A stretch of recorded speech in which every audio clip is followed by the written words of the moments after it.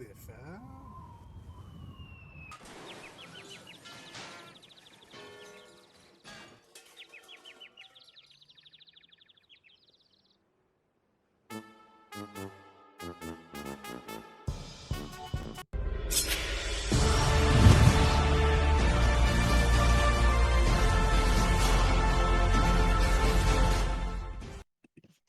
Good morning, good afternoon, good evening, depending on what it is and when you're watching this. I am here with Mr. Matt Aaron. We have part 4, A New Hope, Bases and Display Board. How you feeling, Matt? He's had some setbacks. We're going to talk about it today? Or are we going to pretend everything's glossy and shiny? That's what we're going to call everything shiny today. I have 2 words for you, Brad. Train wreck. Well, let's go. We're gonna talk about it. Let's go over what we're actually doing. The restated mission: plan, build, and paint a competitive 2,000 point Necron army in 6 weeks. I'm still blown away by this. Must be competitive in the current meta, converted and painted to tabletop plus standard, and finish the race strong. Do you feel like you're finishing strong right now? I feel you are. I feel you're handling adversity. I like what's happening here. Update me on the timeline. You've got a lot of things that are completed here, brother. Yeah. Just want to say that I have a little bit of setback with a few kind of big picture things, but chugging along, not exactly where I want to be, but not in a terrible spot either. This is Adepticon week. I have mere hours left, literally, to finish this army, but we're here, so we're going to try to make the most of it. So we've got, excuse me, we've got everything done. Display board's complete. 6 week is finish display board, build the bases. That became much more of an issue. And then paint bases and final touch-ups. Tell me what's going on with this, because we've got a couple red numbers here on the status update with 1 week to go. I feel like I'm looking at we had a lot of 100% last week, and this week we've got some reds. Tell me what's happening. And tell me what's happening. Hold on though. Tell me what's happening and tell me what we're doing about it. Like the plan of attack. That's a good point. Yes, sir. Good point. So a little bit of time to kind of fill everyone in that, kind of take my own advice as much as I can. I did a great job of kind of sticking to the construction portion of this, even though I took some extra time to make these tomb blades for Brad. I felt a little bit like Back to the Future when he's starting to walk away, being the bigger man, and then is a few steps away, someone calls him a chicken, and immediately stops. It has to like turn around and face it. That's kind of how I felt like with Brad. A few other people said it too. So, it's my own, my own kind of mistake there, if you will, to find myself a little bit more setback in terms of construction. So I overly favored construction and building and had a few setbacks with in terms of paint scheme. I had this idea in my head of how it would look. And then when you batch paint, it takes you hours to get to a point and then realize, oh, wait, I made a mistake here. So the models themselves, again, they are fully, built and converted. That's great, but they're only 65% painted. I have all the silvers on, highlight. I have all the black cut in, but now I have to, I think, add metals to a few of the models, and then start working on the emerald colors, which I'll get to here in a minute. Bases. Go ahead. Yeah, bases are 100% built. It took 13 hours to build these bases. Yeah. Shoe dog. Yeah. Now, I'll talk about it in a little bit of a minute, but it was a huge pain. Now, if you would do this again, would you do the same thing? Or do you think you're biting off too much for yourself on that? Mm-hmm. That's a good question. I think I may have audibled and kind of made it a little bit simpler bases, just maybe some literally cork, sand, and a normal GW base. But I thought, hey, if I'm already going to put the time commitment in just for a little bit more time, but at the halfway point of building these bases, I was like, oh man, I think it just took way too long to kind of make them exactly how I wanted them. And also, so I think it was a time commitment thing. Yeah, if I wanted to really save time, but if I would have known the time it would have taken, I certainly would have, done less. But, I think I went at a certain point, I was like, hey, I've come too far. can't turn around now, so I just kind of push through it. So the Wow. good news, yeah. So the good news is that again they're all built. I have all the rocks done. Just kind of working right now on the emerald colors right now and the crystals. Gonna add some weathering pigments too to kind of add a little bit of an extra color, a little bit more interest. And again, it doesn't take a lot of time, but certainly will add a lot of value. Let's look at the work in progress. The Nightbringer, the Tomb Blades, and the Wraiths. Give me the mojo on this.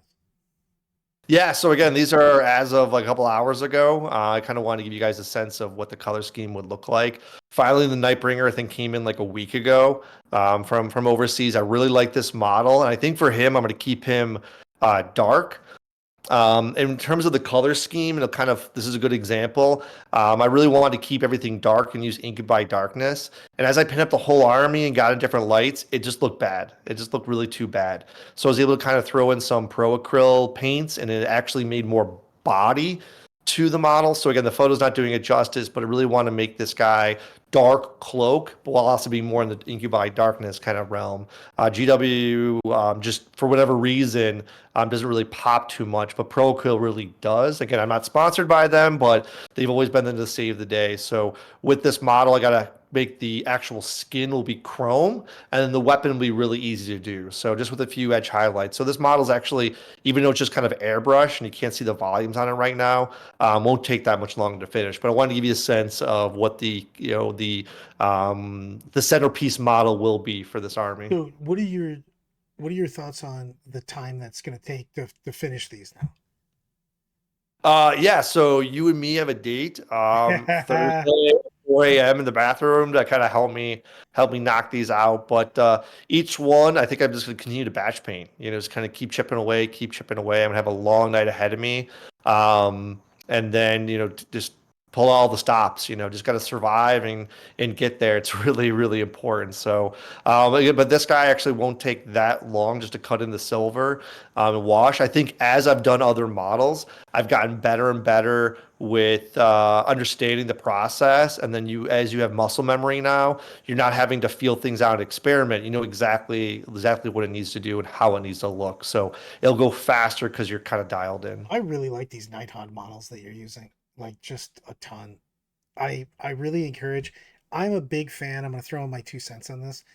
I'm a huge fan of counts as and conversion models. I really enjoy them. I just think it when people go above and beyond and just give me a little bit of mojo extra, I just really appreciate it. Um, Tell me about these pro level display bases. This is a full on theory about bases. Tell me. Yeah. Well, first, Like, give me 2 things on this. For this, can you give actually me go back to the yeah, Tomb Blades real quick? for It's sure. okay. Shall I show you something? And this is kind of a tip a little bit. So again, these are massively converted models, and again, this is I call this the Brad Special. But with this, I Yes. wanted to make the rider really pop, so I actually made him almost emerald, and I put him on the actual model, and then put a base close to it, and I realized this doesn't sing well together. So I actually had to go back and cut back a lot of the colors to balance it. So I say this as a learning point too, is as you're building an army, as you're painting it up, sometimes the pieces look great individually, but as you put them together, if they're not harmonious, then they're really not going to connect. And so this army also had delays because I had to, each unit's a little different. So to kind of synchronize each one took a little bit of back and forth, and it took precious hours. So I wanted to kind of show you again, it looks super dark in this photo. I get it, but it actually has a very vibrant incubi darkness or jade color to it. But I want to give you guys a sense again, as you build an army, sometimes you have to make some tweaks. And again, I mentioned bases, making sure that they're in line. I wanted to kind of take a little time. It's okay with you to really emphasize bases because I think they're 100%. they're hidden mojo that a lot of people don't talk Well, enough about. let's talk about them. Let's go. Give me the whole slide here because I want to talk about every. Well, I want to talk about everything that you thought you wanted to do, and then basically we were just talking before we went live about sometimes you have a concept, an idea, and making that idea reality is difficult, especially if you're trying to do it from scratch. You know what I mean? If you're trying to sculpt, if you're trying to make something. So tell me what everything that goes into this, and tell me why it's important for people that are just watching that maybe go, hey, a base is a base. Tell me why we want bases that jam, and how do we get bases that jam? Absolutely. That's a great point. That's a great point. Maybe I'll do a little bit of like I'm saying mini lecture, but a little bit of theory that'll kind of help set things up. And the next slide will really punch home, the kind of the things I had to do to make it work for this army. So I think it's a really important point is why do we have a base? Yes, your model doesn't fall over, but it's also a little piece of the world that your models or that battle space, the environment that your models live in. So it's this kind of this gateway to create a connection from your model to the world you imagine it kind of being in. So I think it's really important just kind of think of that you have this really tiny small canvas to make work. And again, some people just think of bases as something that you have to knock out, but you'll be shocked how much it frames the model and really sets you up for success. And bases are, sometimes people get really intimidated by them. They're super easy. Super easy. You can make it as simple as just adding some pumice or stones or something like that to a base and then dry brush it and you're good to go. But I think there's a lot of stuff, maybe even around your own hobby area that you can throw in there that would really make things work. Barbed wire, maybe some, extra PVC glue. You can make lava. There's also GW, I think it's whatever type of paint you add in, then it crackles over time. That's pretty cool. Classic Greek flock, can't go wrong. A lot of people are doing snow lately. You can easily buy a product that's just pure I snow. like Um, snow quite a bit, brother. I don't know why. I just think it makes a lot of. I think I like it because the light and then like a darker model, of snow makes it kind of bam pop out. Yeah, again, it just takes what a few little dots here or there could actually really make it sell with all the products they have out there now. So take a look, maybe add a little bit of blue into it. You'll be surprised, how it actually can work, especially if you're like a Space Wolves player or even this Necron army, because it's cool mechanic. The mechanical nature of the army by adding ice or snow really sells the theme of the army too. So that's just a way of kind of connecting a little bit. There's all sorts of like extra models you can use or models that are now legend you can use on your base as casualties, all sorts of stuff you can use. What's coming big popular now is like UV resin. Again, just takes a few seconds and you can actually get a really cool water effect with it if that's like your thing. For this project, I decided to take some like plastic card. You can cut that out and make, sheets, for ruins. That's another idea. Now, these also, again, you have a very small canvas to use, so everything has to like work within a small space, and that's sometimes really hard to dial in. So, mess around stuff. It's going to get messy to kind of build bases, but it's kind of half the fun. And then when you're building bigger models like knights, you got to have a bigger piece of terrain. So GW has a lot of great kits that are coming out now with like urban terrain. Scoop up a few of those and kind of add them into your base if you feel like that's the world that you want to create. I like it. Tell me about painting this now. So Mhm. you want everything to be homogeneous. You want it all to be the same color. So tell me about black framing this. Like why do I want to black frame these bases? I never understood that. As a not a modeler, what is the reason for black framing the bases? I Mhm. actually I do not know this answer. Yeah, there's a textbook answer, but I'll kind of give you the simple answer that it frames the model. Like I've been in rooms where you've had like golden again, Adepticon's coming up here tomorrow. Like winners of Golden Demon at Adepticon have been in a room like yelling at each other. Like one's classically trained, one's like figured out on his own. Both have won Golden Demons, phenomenal painters, but over this same topic of what color should be a rim.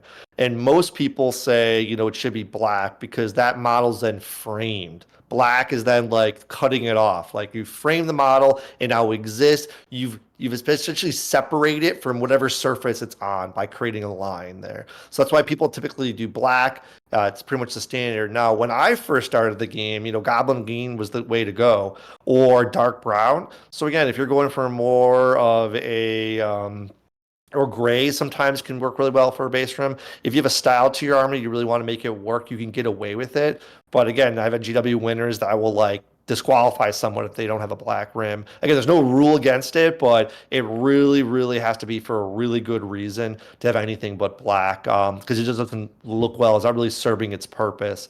But again, could be done. I think back in the day, my Dark Eldar, I think had like brown and a green goblin green base, and then I think it had a brown a top layer with all the stones because that way I could play on a green terrain map and look cool, or I could play on a brown terrain map and look cool. So it gave me some versatility in that way. But nowadays it's black rims all day. So make sure again you spend a little time to do that just right.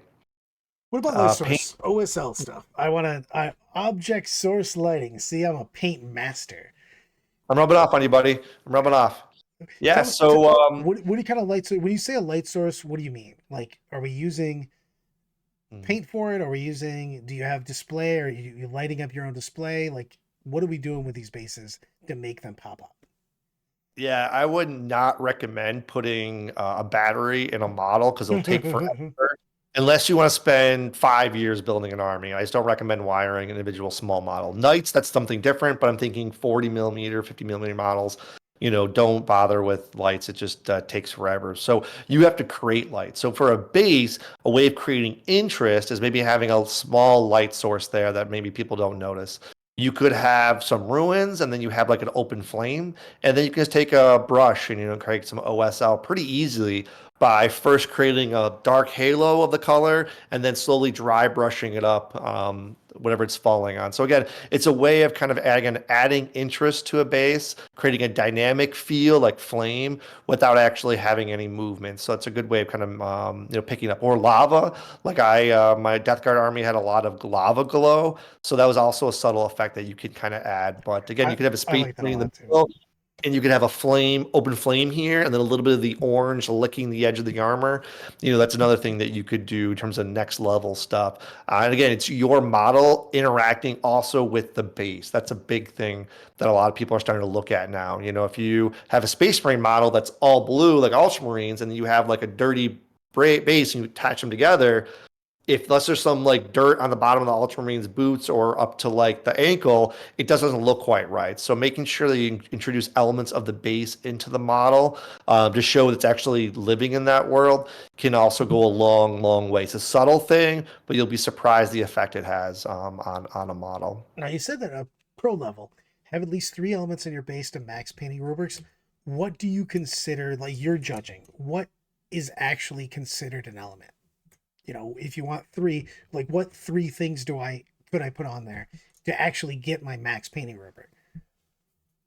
Yeah, you hear this term all the time, like must have 3 element in a painting rubric, must have 3 elements to reach pro level or to get max points. So 3 elements could be anything from like rock, sand, flowers. Those could be 3 elements that you have in there. I try to sometimes people think of rock and sand as like the same thing. So it could be anything from like a skull. Like I had a lot of skulls in my lava base. I had lava rock and lava. So those are the things that differ my Death Guard army. This current army, which we'll see here in a minute, has a lot of elements kind of going on as well. But also, if it's too much going on, it looks really bad. But sometimes you got to show a judge, hey, look at that base. Notice how it has rock. Notice how it has lava. Notice how it has lava rock. So kind of just adding, little various different things in there. But again, you can add debris into a base pretty easily.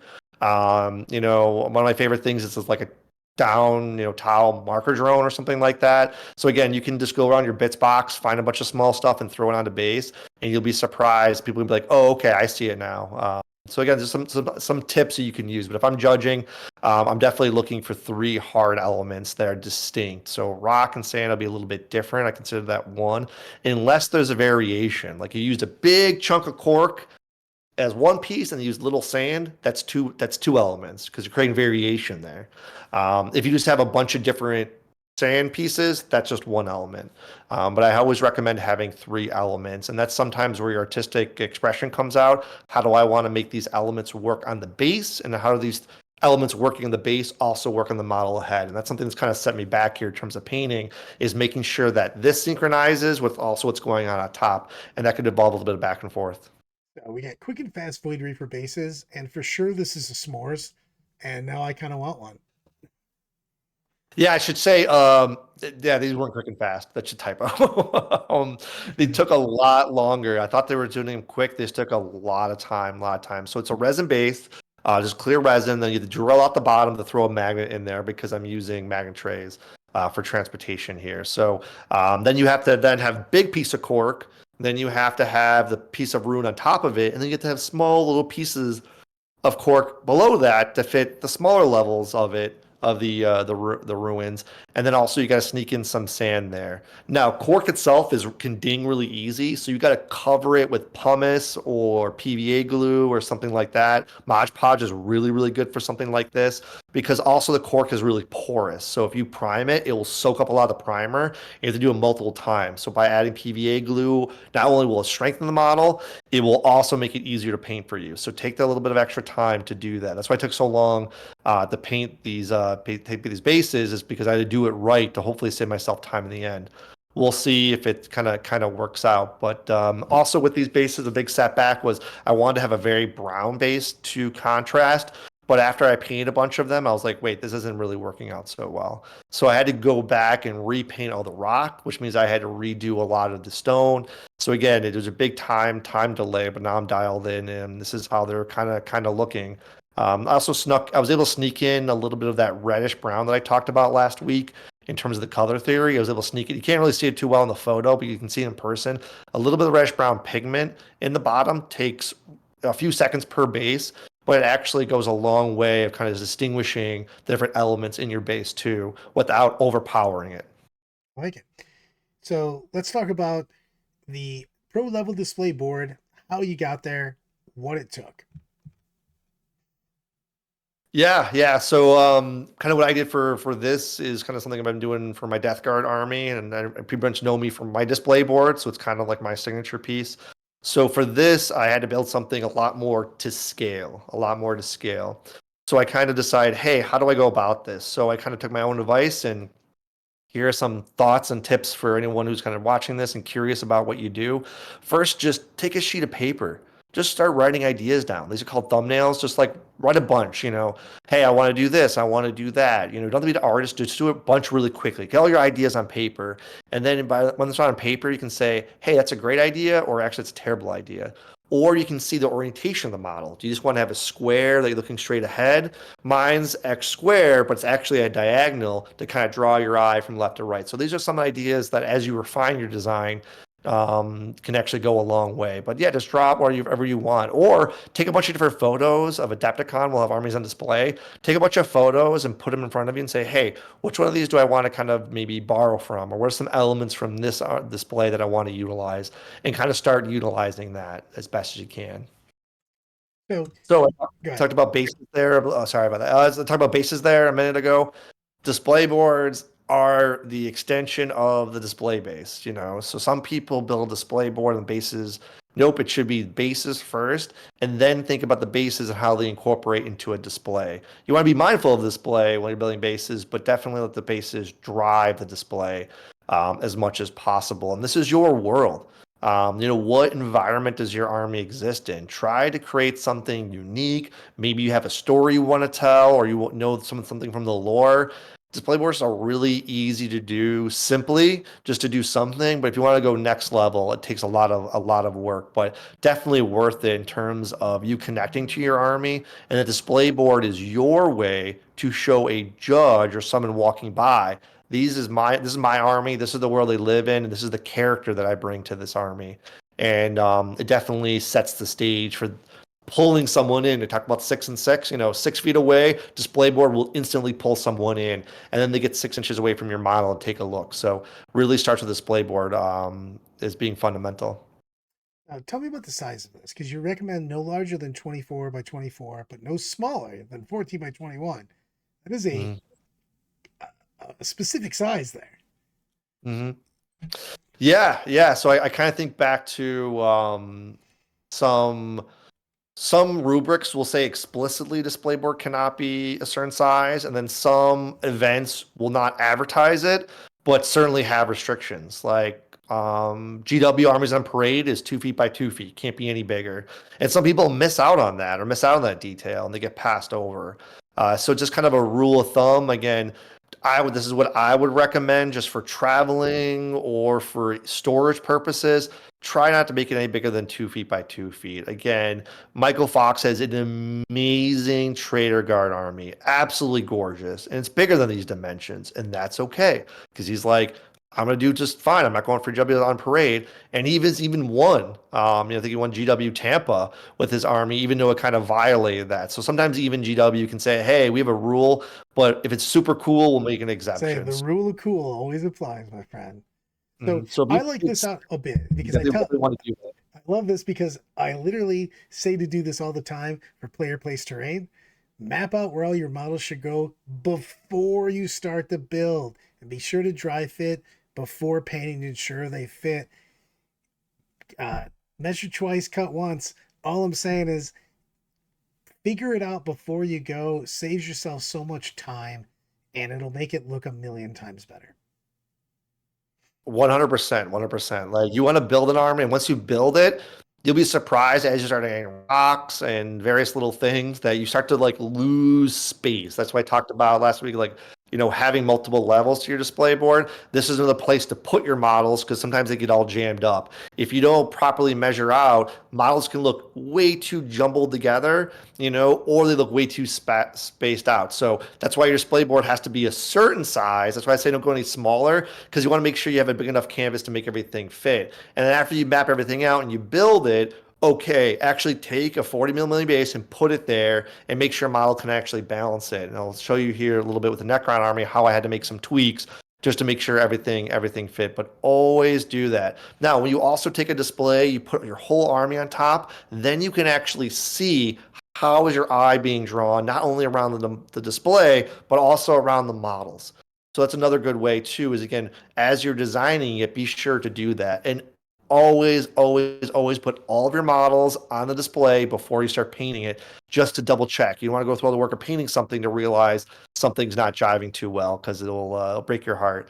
I have to use this opportunity to say too, don't go over the edge. I know it's a pet peeve. I've talked to a number of high level people. I think there's a big trend just to have like a table drawer. You then flip it over and you have your army backdrop there, and you have the model spilling out onto the. That's a way of doing it, but it seems like a shortcut. It doesn't seem like your army's on the display there. It seems like you're utilizing the ground there for a little bit. Or if you have models tipping over the sides, it looks like, well, they didn't plan enough to have everything fit properly. So again, it's sometimes a pet peeve, and I know a lot of people can't put their finger on it, but try to make sure everything just fits on the board itself the best that you can within reason, because it's just an eyesore when it goes over. And judges may not be looking for that, but consciously they'll kind of know it when they see it, unfortunately. So again, just be careful when you actually build it. You're not falling over too much, in my opinion. Love pink installation foam. I've seen so much of this because we've done so much stuff for Adepticon teams, and Mhm. even myself as the neophyte modeling guy. Pink installation foam is the basis of all display boards. I would venture to say it is your Yeah, friend. 100%.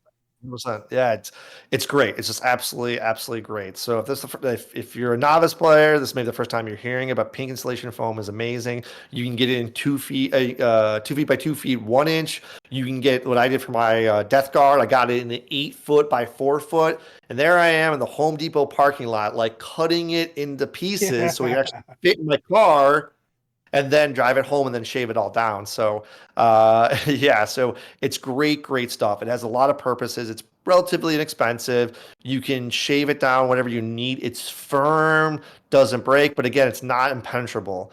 So it can't get nicked and dented if you're not super careful. But again, the pros totally outweigh the cons. You can get a lot of great stuff with this. And also, again, it keeps the model light, the display board very light. That's a key aspect here too. As you add on too much stuff, it can make the model itself, the display board, very heavy, and it's hard to move it around the event. So what are you doing to make sure that this doesn't get busted up?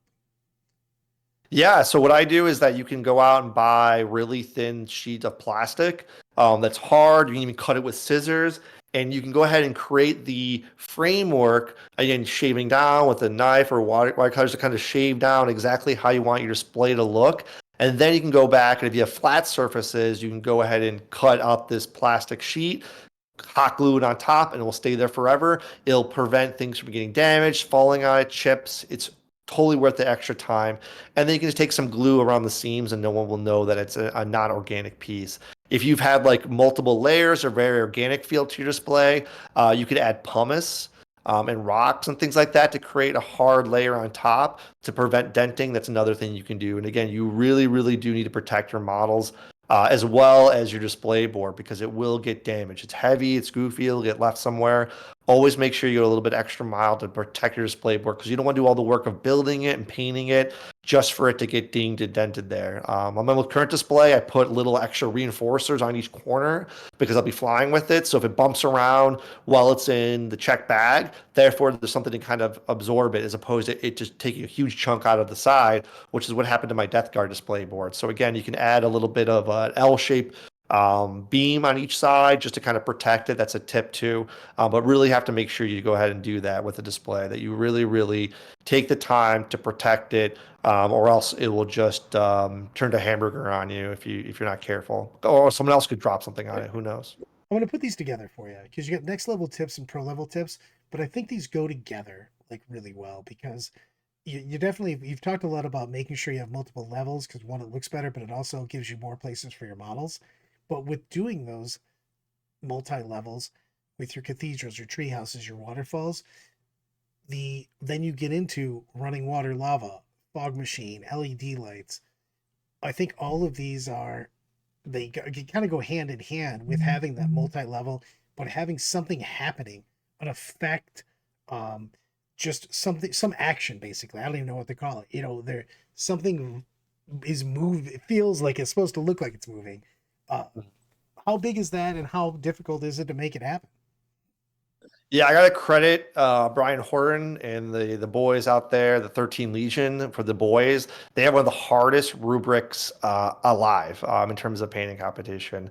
So I really want to give them credit because with the rubric, they actually explicitly put in there what is something they're looking for in terms of next level. And so they'll even say dynamic or they'll say, hey, has like an example of like level one has these things, like explicitly, not just has an element. Here are examples of elements. So I think that's a really great way that they do it. They tell you exactly what it could be, so you have a better sense of it. So there's no question later on. So the next level tip was just to say that please, please make it two levels somehow.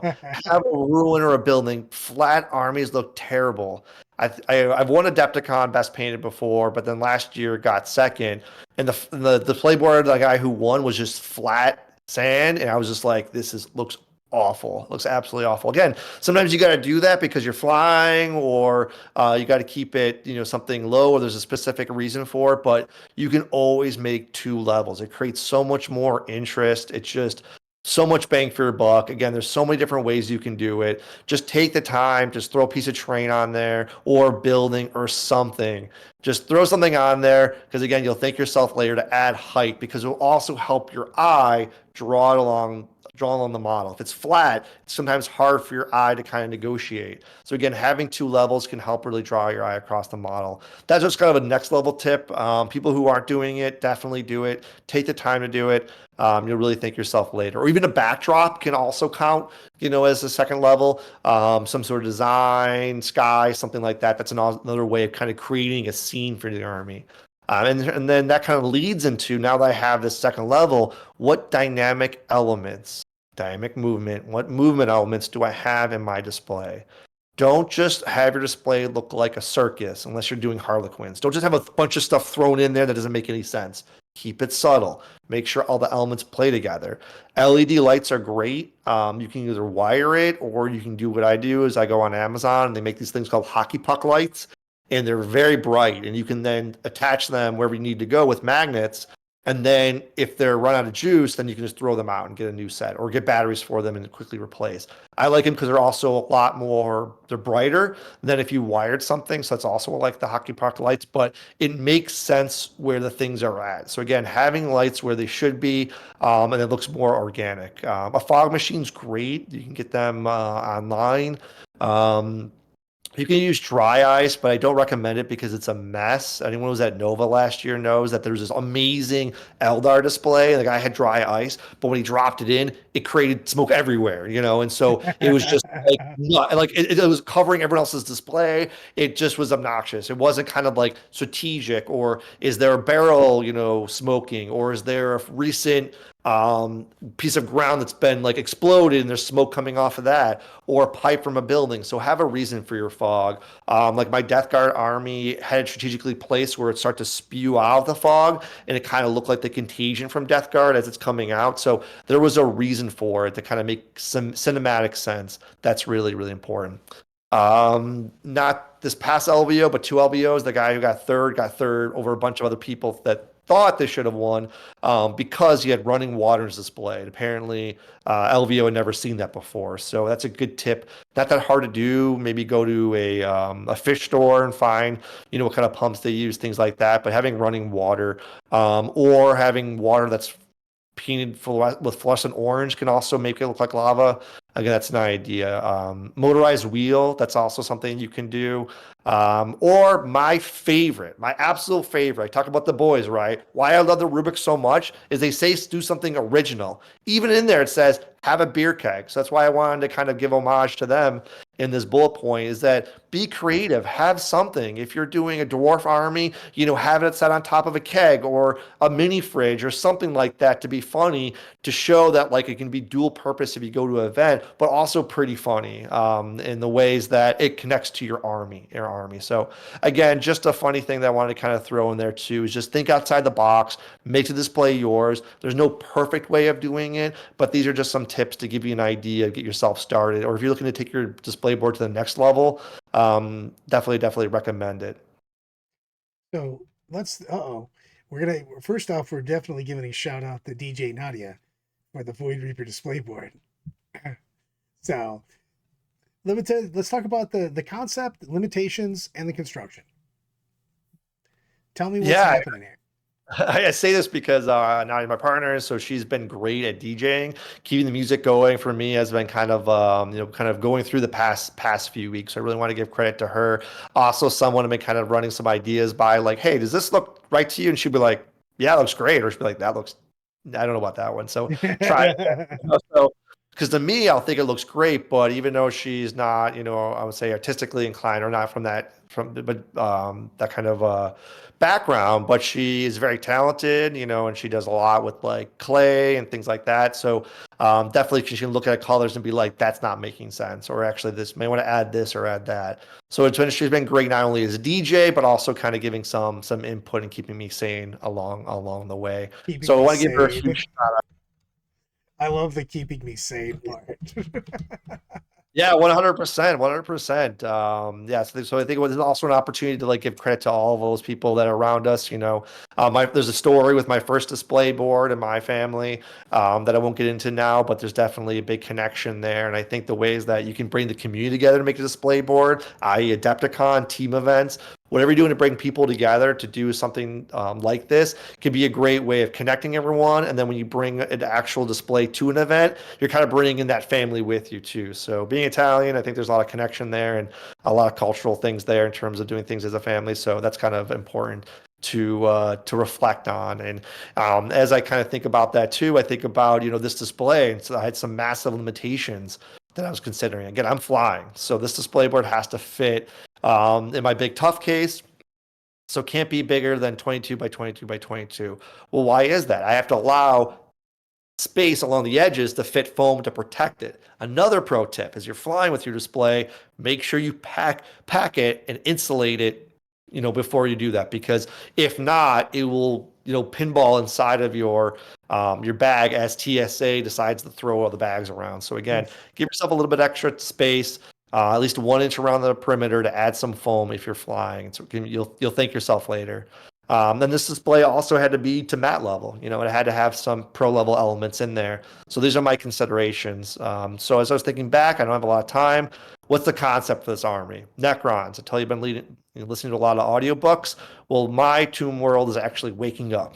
So as they wake up, they're starting to erupt through the ground. So it's this pyramid that's starting to erupt through the ground and starting to light up the ground as it does that. So that's kind of the idea. Again, Construction was pretty swift. I think I did it in a weekend. It's peak foam as the foundation, create a multi-level stair pyramid. I covered it with the plastic sheet and added some pumice for more durability. And also by having the multiple levels, it created more space to fit all the models, so you could actually see them. If they're all on the same level, you'll start losing the models. But if you create some steps, like a pyramid, you can then showcase the models a little bit better. So it worked out pretty well. I had to add some LED lighting, a wire strip that I've never done before, so and a new battery source. So that was a new growth opportunity for me, but it came out pretty well. And as I was building this, I realized that I wanted to make it, was Necron, the Blackstone Fortress, so I wanted to make it black. Also, by making the pyramid black, it'll make the silver and the Necrons pop that much more. However, it created a lot of negative space. So negative space means just a void. And even though you're putting models on top, it still looked too negative. So what do I do? Again, having too much spaced out is just as bad as having things clumped together. So what can I do to kind of break up the space, you know, creatively? So I went ahead and did that by creating various size rocks. That tells us about the rule of three: a big rock, a medium-sized rock, and a small rock. Having some of those, and then I also added some big crystals to also bring up the ground a little bit. I thought that'd be kind of helpful tool. And then I had this big pyramid. What do I do? It's flat. I can't add too much scatter terrain there. It's going to look bad, but I can maybe make a pattern. So I added some purples with paint in the shadows, but then also took a hex pattern stencil and kind of added that to the rim to make it seem like the shields on it were going up as it's like coming through the ground. So that way it's not getting damaged because the shields are absorbing it. So I don't know. That's kind of the idea I thought of as I was building it. I talked about the lights a little bit. I don't know if I'll have time to install a microfogger, but maybe we'll see. But I'm really happy with the lights and how it looks out. Again, this is my simple display board. It took me, I think, almost 6 weeks to build my Death Guard display board. So doing this in a weekend is super, super fast for me. And that's the name of the game with this army, is going to get done really fast. So if I can do it in a weekend, that's great. And yet I have the experience of my other display boards in those trials and errors that more informed me for this most recent one. So I'm really happy with how it came out. Yeah. I dig it. We're looking at it right now. I like it. Everything does fit, and it does not look like everything's trying to jam in. So I like what you're saying here. hmm Yeah, we talked about fitting a little bit a while ago, right? So the stairs couldn't fit a 32 millimeter base, and they did when I built it. And I was like, what happened here? So I actually had to take those plastic sheets and actually add them to the stairs to actually expand it a little bit, and actually works pretty well. Then you can add some various Necron scatter terrain that they have in one of the kits to kind of also help sell it. I haven't decided if I'm going to put an emerald center inside of the portal, kind of maybe make that a game time decision, but I really like it. Now, if you look, you'll see the ground where it meets the black pyramid. There's LED lights in there, so when you can actually make them different patterns. So I'm really like how that comes out. At the bottom corner there, you'll see a little gap there that's purposely designed so lights can come out from there, and that's where the scarabs are going to go as they're like burrowing through the ground. They're kind of popping up. So I'm really glad with this display how it came out. And now I just have to get it to Chicago in one piece. Give me the final thoughts. All right, Brad, thanks, man. I just want to take a moment to appreciate giving me the opportunity to really kind of highlight, my journey here. I've needed a lot of support to kind of get through. There's been a number of setbacks, everything from getting COVID for a week to, massive issues with the paint scheme and construction. But here we are, hours away, and I couldn't have done it without you. So I can appreciate the kick in the pants a lot to get things done. And then Appreciate it, everyone brother. else running it. Yeah. Again, painting was key here, and scheduling was really key. Again, despite the setbacks, giving myself a little bit of extra time planning was really important. So really helpful. Again, be flexible. I talked about having to change things up. In my mind, it looked really well, and yet as I kind of brushed the model, and then I sat there and looked at it in natural light, artificial light, it just wasn't singing. Also, sometimes I just didn't like the color. It played well, but not an army that I really like. So be flexible with your paint scheme. What does Bob Ross say? Happy little accidents. Accidents are going to happen. Mistakes are going to be made. That's okay. Because if it was easy, you'd be a towel player, right? So so it's hard. It's really hard. You got to be able to be adaptable, kind of go with the flow, and just make sure you have fun as you're doing it. This is part of the fun. The enjoyment is the challenge, but don't make it impossible. But really kind of stick with it. And I'm shocked that it took me 4 years to build that Death Guard army, and yet here we are 6 weeks later that I almost had this Necron army done. Again, it's I not love done it, yet. man. I'm a long night ahead of me, but thanks again, everyone. If you feel free to reach out if you have any questions, and I appreciate you sticking this out with me. I love it. Give us a Queens wave and we're out of here, man. I love the journey. See ya.